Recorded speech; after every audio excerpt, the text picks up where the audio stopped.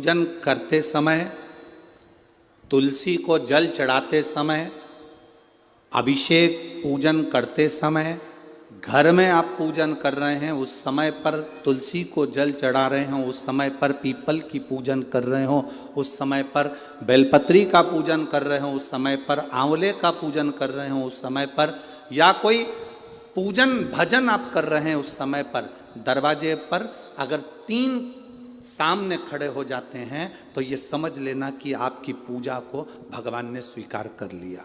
कौन 3 है उसका स्मरण करिएगा। पहला, पूजन करते समय, भगवान की आराधना करते समय अंदर मंदिर में अपने घर में बैठकर आप भगवान निहला रहे हैं, भगवान की पूजन कर रहे हैं, अर्चना कर रहे हैं, सेवा कर रहे हैं, माला जाप कर रहे हैं, पूजन अर्चना कर रहे हैं, तुलसी को जल चढ़ा रहे हैं, उस समय पर 3 का दर्शन अगर आपको हो जाता है, आपके दरवाजे पर अगर आ जाते हैं तो आपका समझ लेना पूजा स्वीकार हो गया। पहले नंबर पर पूजन करते समय दरवाजे पर गौ माता आकर खड़ी हो जाए, समझ लो तुम्हारा पूजन सफल हो गया। आप पूजन कर रहे हैं अंदर से, गाय रंभा रही है, आप पूजन कर रहे हैं अंदर से, गौ माता गौमूत्र कर रही है, आप पूजन कर रहे हैं अंदर से, गौ माता गोबर कर रही है, आप पूजन कर रहे हैं अंदर से और गाय दरवाजे पर आकर खड़ी हो गई। तुम्हारी अर्चना में, तुम्हारी आराधना में, तुम्हारी साधना में गौ माता तुम्हारे सामने आकर खड़ी हो जाए। पूजन के समय पर अचानक आकर तुम्हारे द्वार पर, तुम तुलसी को जल चढ़ा रहे हो, तुम्हारे दरवाजे पर आ जाए। और मेरा विश्वास कहता है, यहाँ जितनी मेरी जीजियाँ बैठी हैं, यहाँ जितने मेरे जीजा बैठे हैं, ये मेरा विश्वास कहता है आपके साथ कभी ना कभी ये जरूर हुआ होगा, पूजन के समय पर गौ माता का दर्शन होता ही, ये मेरा विश्वास कहता है। और ये कब होता है? जिस दिन आपका चित्त, मन, वृत्ति भगवान में रमी हो। चाहे तुम राम जपो, हनुमान जपो, शिव जपो, तुम्हारी मर्जी पड़े वो जपो। तुम देवी की भी पूजन कर रहे हो, किसी की देवता की पूजन कर रहे हो, कुल देवता की पूजन कर रहे हो, दिल से कर रहे हो, तो ये 3 का अगर दर्शन हो जाए तो कार्य सफल है। पहला, जम के बोलो, गौ माता। दूसरे नंबर पर हमारे यहाँ हम पूजन में लगे हुए हैं, आराधना में लगे हुए हैं, भगवान की अविरल भक्ति में लगे हुए हैं, भगवान की पूजन, आराधना और भक्ति में हम तल्लीन हैं। और दूसरे नंबर पर उस पूजन करते समय पर तुम्हारे घर की बहन बेटी तुम्हारे दरवाजे पर आ जाए तो समझ लो पूजन सफल हुआ है। क्या बहन बेटी के आने से पूजन सफल हो सकता है?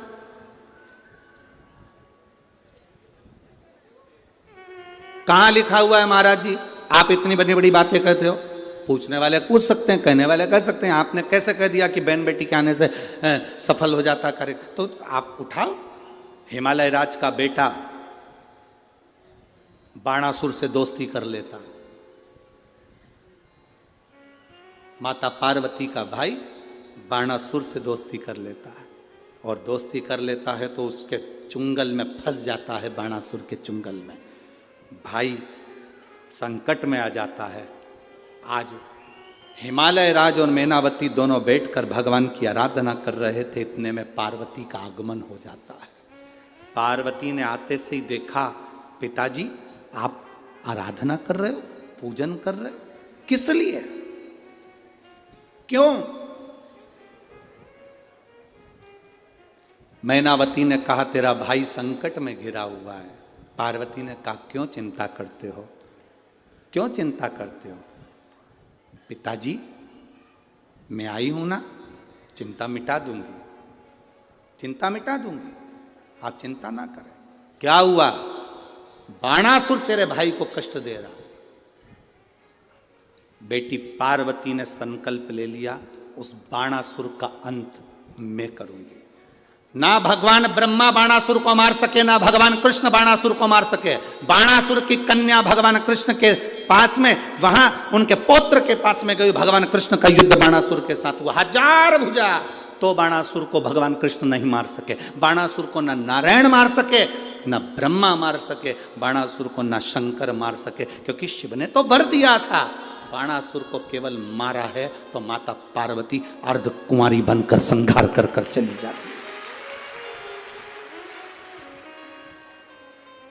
कोई तुमसे पूछे कि सियोर वाले महाराज ने कहा कि बहन बेटी के पूजन करते समय अगर बहन बेटी आ जाती है, पूजन करते समय हमारे घर की बहन बेटी, तुम्हारे कुल की बहन बेटी, तुम्हारे घर की बहन बेटी तुम्हारे दरवाजे पर आ गई, भले तुम उसको कुछ दो मत दो, पर बहन बेटी अगर तुम्हारे पूजन के समय पर तुम्हारे क्यों आप लोगों के ऐसा नियम है कि नहीं हमको नहीं मालूम। हमारे यहाँ तो ऐसा नियम है कि जब भी घर में कोई बड़ा आयोजन होता है, शादी होती है, फंक्शन होता है, कोई उद्यापन होता है, कोई चीज़ बड़ी करते हैं, तो सबसे पहले फ़ोन बहन बेटी को लगाते हैं कि हमारी बहन हमारे यहाँ आए, हमारी बेटियाँ, हमारी नंदे हमारे यहाँ आए, हमारी बुआ हमारे यहाँ आए। अब पूछोगे गुरुजी ये प्रसंग बहन बेटी को बुलाने का तो भगवान कृष्ण के यहां से चालू हुआ। नंद बाबा की बहन नंदा आकर घर में रहने लगी और भाभी को जब जापा हुआ तो सबसे पहले नंदा भगवान को हाथ जोड़कर कहती है, बाबा ऐसी कृपा करना, ए बाबा ऐसी कृपा करना, मेरे भैया की यहाँ 60 साल के बाद तो औलाद हो रही है, तो ऐसी कृपा करना कि उनके घर में लड़का हो जाए। और नंदा हाथ जोड़ती जोड़ती जोड़ती जोड़ती यशोदा जी के कक्ष में गई, और जो कक्ष में गई जाकर जो दर्शन करा तो लाला का दर्शन था। नंदा खुश हो गई, थाली उठाकर बजाने लगी कलदार से, और एक थाली को उठाकर उस नंदा ने बजाया, थाली को उठाकर। कांसे की थाली, पीतल की थाली, तांबे की थाली, जिसके घर में बजती थी उसके घर में शुभ संदेश आता था। आज के जमाने में स्टील बजता है। अब आजकल के ज़माने में तांबा पीतल कांसा बजाते नहीं हैं। आज के ज़माने में तो जरा सी देर में बस बच्चा हुआ है, सूचना मिल गई, बैंड बाजा बजवा दो, ढोल नगाड़े बजा। नंदा ने थाली बजाई थी और फिर आवाज आई थी, नंद घर आनंद, नंद घर आनंद भयो। फिर आवाज आई।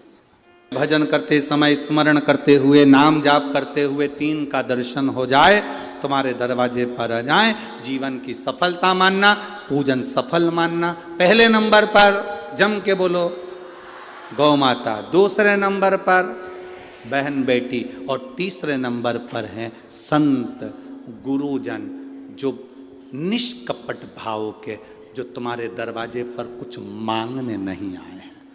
जो मांगने आए हैं वो नहीं, पूजन करते समय तुम्हारे दरवाजे पर कोई संत, कोई ब्राह्मण, कोई गुरुजन, कोई भक्त ऐसा आ जाए जो मांगने नहीं आया, फिर बस तुम्हारे सामने तिलक लगाकर भक्ति में डूबा हुआ, भजन में डूबा हुआ वो तुम्हारे सामने आ जाए, समझ लो कि तुम्हारी पूजन सफल हो गई।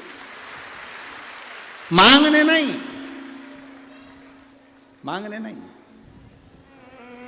केवल आया, भजन गाया, सीताराम कहा, हर हर महादेव कहा, श्री शिवाय नमस्तुभ्यम कहा, जय श्री हनुमान जी कहा, और वो अपना चले गया। तुम्हारे दरवाजे पर मांगा नहीं उसने।